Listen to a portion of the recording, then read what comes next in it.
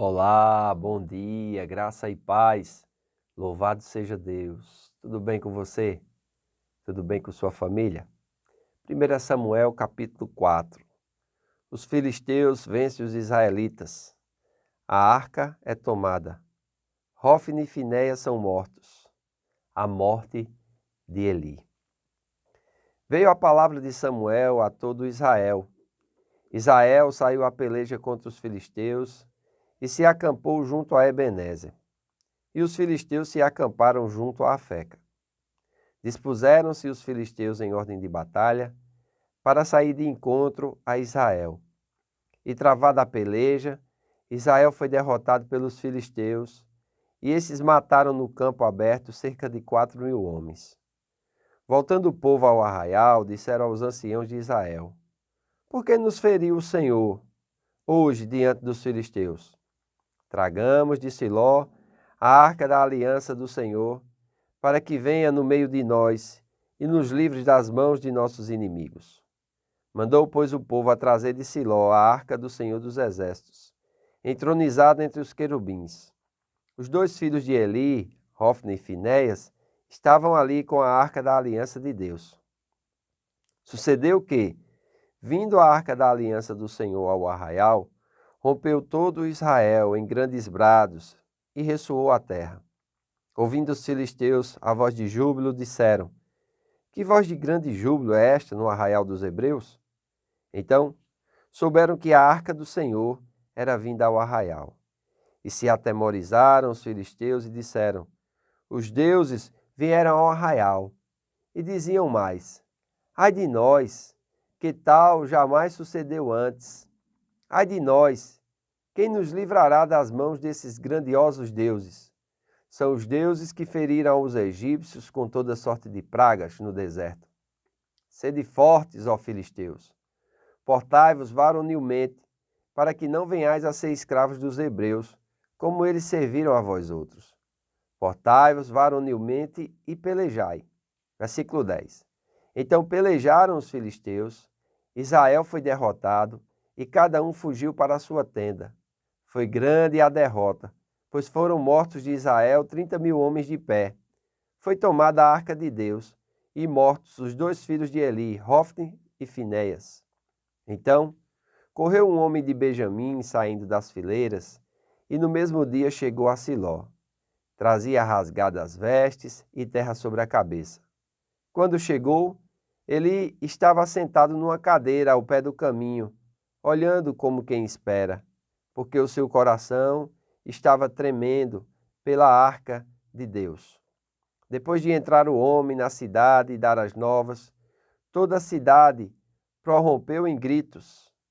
Eli ouviu os gritos e perguntou: Que alvoroço é esse? Então se apressou o homem e, vindo, deu as notícias a Eli. Era Eli da idade de 98 anos. Os seus olhos tinham cegado e já não podia ver. Disse o homem a Eli: Eu sou o que saí das fileiras e delas fugi hoje mesmo. Perguntou-lhe Eli: Que sucedeu, meu filho? Então respondeu o que trazia as novas e disse: Israel fugiu diante dos filisteus. Houve grande morticínio entre o povo, e também os teus dois filhos, Hofni e Finéias, foram mortos, e a arca de Deus foi tomada. Versículo 18. Ao fazer ele menção da arca de Deus, caiu Eli da cadeira para trás, junto ao portão, e quebrou-se-lhe o pescoço e morreu, porque era já homem velho e pesado, e havia ele julgado a Israel 40 anos. Estando sua nora, a mulher de Finéias, grávida, e próximo o parto, ouvindo estas novas de que a arca de Deus fora tomada e de que o seu sogro e o seu marido morreram, encurvou-se e deu à luz, porquanto as dores lhe sobrevieram. Ao expirar, disseram as mulheres que a assistiam: Não temas, pois tivesse um filho. Ela, porém, não respondeu, nem fez caso disto, mas chamou ao menino e cabou, dizendo: Foi-se a glória de Israel. Isto ela disse, porque a arca de Deus fora tomada, e por causa do seu sogro e do seu marido. E falou mais: foi-se a glória de Israel, pois foi tomada a arca de Deus. O juízo de Deus, irmãos, chega.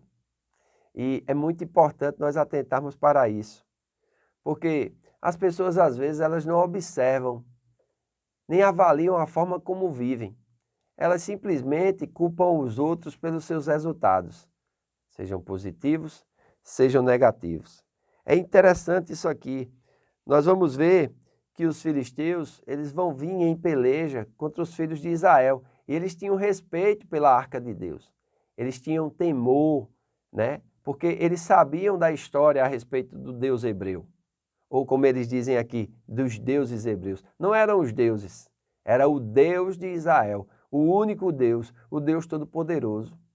Mas o povo de Deus, seus líderes, estavam corrompidos pelo pecado, estavam engodados pelo engano e não perceberam que quando o pecado vem à vida do homem e o homem se entrega ao pecado, Deus, ele fica limitado muitas vezes. Não porque Deus não tenha poder, ele é o Todo-Poderoso, nele não há limite. Mas o pecado faz separação entre Deus e o seu povo. E nós precisamos ter muito cuidado. Aqui no versículo 3, eles vão fazer uma pergunta muito interessante. E essa não é ainda a grande derrota. É apenas uma pequena derrota, onde 4.000 homens foram mortos, né? E ele diz assim: voltando o povo ao arraial, disseram aos anciãos de Israel: por que nos feriu hoje o Senhor diante dos filisteus? Eles culpam o Senhor por uma derrota levada a eles, pelo seu próprio pecado e ignorância. Amados, lembre-se, o pecado e a ignorância é que nos fazem ser derrotados na vida. O pecado e a ignorância é que nos fazem muitas vezes não entender o plano, o propósito e muitas vezes a nossa vida com Deus. Nós precisamos, nesses dias, sermos despertados em nome de Jesus, para que não venhamos a ser enamorados de uma vida pecaminosa. Vivemos uma vida comum, como aqueles que não têm a Deus. Precisamos ter muito cuidado com relação a isso, com relação às palavras que saem da nossa boca, aonde nós estamos colocando os nossos olhos, aonde nós estamos sendo estabelecidos. Será se é na força do nosso braço ou se é na confiança de que o Senhor está conosco? Esse povo aqui é interessante, né? Eles dizem assim: por que nos feriu o Senhor? E vão mandar buscar a Arca da Aliança. A Arca da Aliança era uma caixa que continha as tábuas da lei de Deus, a base do relacionamento da aliança entre Israel e Deus. Os anciãos usavam a arca como uma lembrança da presença de Deus entre eles e para inspirar coragem para a batalha. Os querubins eram duas figuras moldadas em ouro puro e situadas em cada lado da arca. Então, é muito interessante nós vermos isso aqui, né? Porque, embora a sua compreensão de Deus fosse errônea, quando se trata dos filisteus, a observação dos filisteus demonstra um respeito e temor pelo Deus de Israel, maiores do que o próprio Israel. É interessante, né? Os filisteus, eles não têm medo dos israelitas, mas eles têm grande temor do Deus de Israel. Porém, o povo aqui estava enganado, o povo estava aqui engodado pelos seus próprios pecados, estavam distantes de Deus. O templo se tornou um lugar contaminado, o sacerdote corrompido, seus filhos, filhos de Belial, e eles pensavam que podiam alguma coisa. Deus, irmãos, ele é todo poderoso, mas ele só pode agir na vida daqueles que confiam nele, na vida daqueles que clamam a ele, na vida daqueles que têm esperança nele. E é muito importante nós atentarmos para isso, é muito importante nós buscarmos isso, porque nós vamos ver aqui que o próprio Eli, ao saber da notícia, já avançado em idade, ele vai cair para trás da cadeira, vai quebrar o pescoço e vai morrer. Que coisa! Sua nora, que está grávida, quando sabe da notícia de que a arca de Deus foi levada, o seu sogro havia morrido e o seu marido também, ela dá à luz a um filho. E, irmãos, triste o nome desse menino, né? Diz que ela chamou o menino, versículo 21, de Icabô, dizendo, foi-se a glória de Israel. Isto ela disse porque a arca de Deus fora tomada e por causa do seu sogro e do seu marido.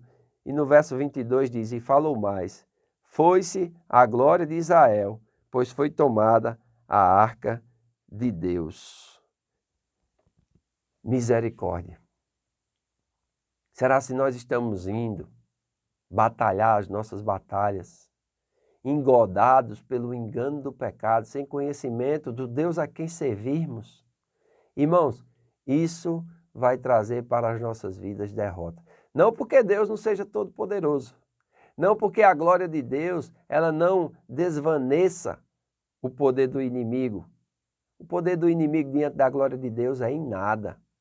Mas, assim como os filhos de Cefa levaram uma surra de um endemoniado, querendo expulsar o demônio em nome de Jesus a quem Paulo pregava, muitos hoje estão querendo viver uma vida que não condiz com aquilo que a palavra de Deus prescreve, com aquilo que a palavra de Deus exige. E quando vão batalhar as suas lutas, o poder não está lá. Não porque Deus não tenha poder, porque amanhã nós vamos ver que os filisteus levaram a arca de Deus para o seu templo e para a casa do seu Deus, Dagom. E você acompanhe, porque você vai ver o que vai acontecer.